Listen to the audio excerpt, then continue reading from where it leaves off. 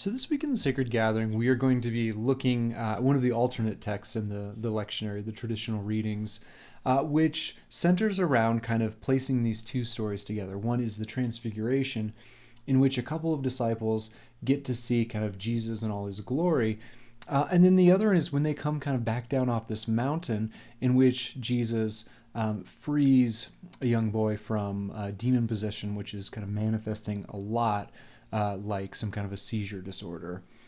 Now, this week, when I was looking at it, this is it's a really rich passage. There's a ton in it, and so as I was kind of stumbling through this passage of seeing what all is here and just kind of pondering, like I do every week, what it is that God might have for all of us, for our community. I'll admit I couldn't kind of land on one specific thing, and so I thought I was going to try something a little experimental, a little different this week, in which I'm going to kind of walk the community through my process and trying to think through here's how I approach kind of teaching, here is how we maybe can approach scripture together and see if we can maybe arrive at the conclusion that I was not smart or spiritual enough to arrive at on my own. So this may work, it may be a total disaster, but hey, that's what we're doing this week. So the first thing in my training I was kind of told to do was, again, kind of figure out the barriers of a text, right? So this is sometimes easier to do in stories, sometimes it's harder to do, but you have to figure out kind of why is this this piece being read. So in a lectionary reading, I don't have a lot of say in it, right? The problem, the confusion for me in a lot of this was the lectionary reading does not always include both of these stories, both Jesus' transfiguration and the healing of the boy, but the Gospels always seem to. The Gospels obviously are arranged somewhat differently at times. They're trying to emphasize different things, and yet all the Gospels seem to think it's really important to put these two stories together. They seem to belong together in some way. And so what does that exactly mean for us?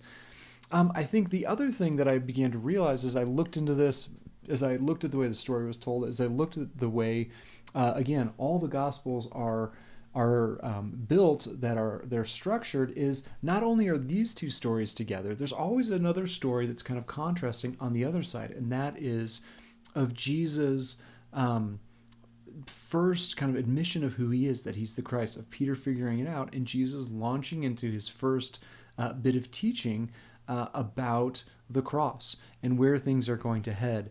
And so I think recognizing that these pieces all belong together, again, maybe not the most easy reading for a traditional sermon. It's a lot of text that we're going to kind of dig through today, but it felt important to me to say this is the piece, this is the way the story is being told, and that probably has a reason. So the first thing you do is figure out, again, kind of the boundaries. What is the piece of text we're looking at? Again, in stories, sometimes it's easy to lift them out, sometimes it's hard for the smaller pieces. The next thing that I was trained to do, and that I think is important, is to find kind of what's the key theme, what is the point of this section of the Bible. Now, I don't want to say that that's the only way to read the Bible. It's the only way. The Bible is, of course, a tool that was given to us to help us grow in our ability to know God and trust God and be like God, right? And so there are other approaches that don't necessarily take this kind of more thematic approach. It's less heady. It's not about the content. Sometimes something like maybe a Lectio Divina, in which we're letting the script be something that God can directly talk to us out of. Sometimes our impressions, our overall feel of the thing can be important, but I do think it's important to recognize that often the Bible, one of its main roles is to teach us as well, to let us know things. And if so, some of the kind of tools of like English class from high school are actually important and valuable, of looking, okay, what's the theme, what's the point, what is it that this text is trying to say about God or humanity or sin or whatever, and is arguing. And so that was kind of the next thing I wanted to look at and determine. And my gut feeling, even though there's a ton that's in here, there's a ton of things we could learn, is that the key thing, that maybe the key point we need to look at and listen at, comes out of the very center of the transfiguration itself, down here in Luke 9, verse 35, in which we hear God's voice as Jesus is shining and doing all these things. It says, "Then a voice from the cloud said, 'This is my son, my chosen one. Listen to him.'" And we'll get into why that key theme of listen to him might be important to the story overall. But to me, with all these kind of swirling themes that we'll look at kind of after we've read the text, this is my son. This is God. He knows what he's doing. He knows what he's talking about. Listen to him. So I want that to be the thing we're kind of aiming at, the kind of compass point, which is going to kind of give us direction to our wanderings as we work our way through the text. Okay, so let me just read this and point out a few things of the many things going on in this text. We'll look at some themes, and then again, we'll come back to the simple question of, okay, if we are supposed to, as modern day disciples, apprentices, if we are supposed to listen, what is it that Jesus might be saying to us? Okay, Luke chapter 9, verse 18. Once when Jesus was praying by himself, the disciples joined him, and he asked them, "Who do the crowds say that I am?" They answered, "John the Baptist, others Elijah, and still others that one of the ancient prophets has come back to life." And he asked them, "And what about you? Who do you say that I am?" Peter answered, "The Christ sent from God." Jesus gave them strict orders not to tell this to anyone. He said, "The Son of Man must suffer many things and be rejected by the elders, chief priests, and legal experts, and be killed and be raised on the third day." Jesus said to everyone, "All who want to come after me must say no to themselves, take up their cross daily, and follow me. All who want to save their lives will lose them, but all who lose their lives because of me will save them. What advantage do people have if they gain the whole world for themselves, yet perish or lose their lives? Whoever is ashamed of me and my words, the Son of Man will be ashamed of that person when he comes in his glory, and in the glory of the Father and the holy angels. I assure you that some standing here won't die before they see God's kingdom."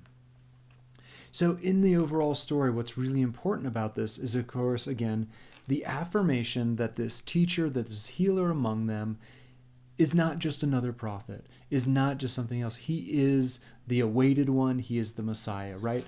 And then Jesus almost immediately begins to redefine that term for them, because they think that the glory is in terms of an everyday king, right? They're oppressed by the Romans. They want nothing to do with these people. They just want David back. And Jesus, right at this triumphant moment, when they say, he's the Messiah, hooray! He says, yeah, they're going to kill me. They're going to destroy me. I'm not going to be what you expected. I'm going to be redefined in some of the old ways of like the suffering servant, etc., right? And so that's the kind of initial, just this kind of high, then going down to this low, that is going to inform this section so strongly. And then almost immediately on the heels of that very important teaching, we get this. About 8 days after Jesus had said these things, again, linking this story, that these two pieces are very important together. He took Peter and John and James, and he went up on a mountain to pray. And as he was praying, the appearance of his face changed, and his clothes flashed white like lightning. 2 men, Moses and Elijah, were talking with him. They were clothed with heavenly splendor, and they spoke about Jesus' departure, which he would achieve in Jerusalem. Peter and those with him were almost overcome by sleep, but they managed to stay awake, and they saw his glory as well as the 2 men with him. As the 2 men were about to leave Jesus, Peter said to him, "Master, it's good that we're here. We should construct 3 shrines, one for you, one for Moses, one for Elijah." But he didn't know what he was saying. Peter was still speaking when a cloud overshadowed them. As they entered this cloud, they were overcome with awe. Then a voice from the cloud said, "This is my son, my chosen one. Listen to him." Even as the voice spoke, Jesus was found alone. They were speechless, and at that time they told no one what they had seen. And so, in a lot of ways, this is kind of leveling up that idea of Messiah, right? They are looking simply for a political king. And yet, here we've got the classic language of theophany. We're on a mountain, we've got the shining, we've got the clouds, we hear the direct voice of God. This isn't just a Messiah, this isn't just a king. This is clearly God's own Son. This is a divine person in human flesh, again, which people are going to spend years pondering and realizing the implications of this moment. We see, Moses representing the law, the very identity of the Jewish people. We see Elijah, this powerful miracle-working prophet, speaking for the outsider voices, for God continuing to challenge those in power, etc. The two major parts of the Old Testament are there. And yet, even then, God has to speak and say, listen to him. And we're going to see in the second pairing of those two stories, kind of a coming down from the mountain, a contrast to this glory, this shine, this high moment, and it's paired in all four Gospels almost immediately with this story. The next day, when Jesus, Peter, John, and James had come down from the mountain, a large crowd met Jesus. A man from the crowd shouted, "Teacher, I beg you to take a look at my son, my only child. Look, a spirit seizes him, and without warning he screams. It shakes him and causes him to foam at the mouth. It tortures him and rarely leaves him alone. I begged your disciples to throw it out, but they couldn't." Jesus answered, "You faithless and crooked generation, how long will I be with you and put up with you? Bring your son here." While he was coming, the demon threw him down, shook him violently. Jesus spoke harshly to the unclean spirit, healed the child, and gave him back to his father. Everyone was overwhelmed by God's greatness. And while everyone was marveling at everything he was doing, Jesus said to the disciples, "Take these words to heart. The Son of Man is about to be delivered into human hands." They didn't understand this statement. Its meaning was hidden from them, so they couldn't grasp it. And they were afraid to ask him about it. And so again, they come down from the mountain, and Jesus, this moment where we, like Peter, would often like to stay in these high spiritual experiences, in the glory of who God is. And then we come back down to this story in which Jesus has to brawl with the powers of darkness, right? In which Jesus shows that he's more powerful than even our most overwhelming needs, right? And so we get to end on a happy ending. Except even then, when everyone's amazed at the power of God and amazed at who he is, even though only the disciples really get the clue of who he is, and yet Jesus needs to bring us at the end there, yet again, to where all this is heading. This is still heading to the cross. Same teacher, same Messiah, same God, who is glorious and powerful, and yet will love so much that he's willing to be degraded and humiliated and murdered on the cross.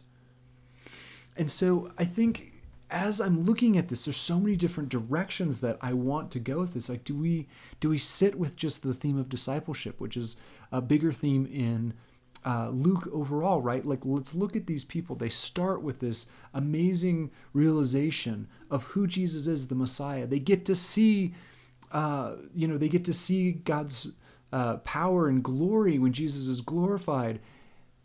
And then they're humiliated when this demon shows up and there's nothing they can do about it. They recognize only God's power is able to do this, even though when they were sent out not that long before, they were able to cast out demons, right? What is it about them getting it and not getting it? What is there for us to learn in those themes? What about, prayer? Almost every one of these episodes starts with prayer, of them praying together, and then Jesus reaches out. It's time for them to recognize that he's the Messiah. It starts with prayer. They're on the mountain praying, and the disciples just managed to stay awake long enough. Apparently this happened at night, to see God in his glory. There's a theme for us about staying awake there. What about the kind of mystery and significance of the events that are going on? The confusion of the disciples. They don't understand the meaning of this glorification. So they don't understand the meaning of these teachings, not yet, not until later reflection. Maybe Our own experiences are beyond us to understand the significance of, and without reflection, without God's presence. There's just contrasts all over these stories, right? The glory keeps getting tempered by the cross. The goodness of God with the darkness of the world. The like mountaintops and valley imagery, or the gifts that God is constantly giving in the goodness and the needs of the world. I don't know.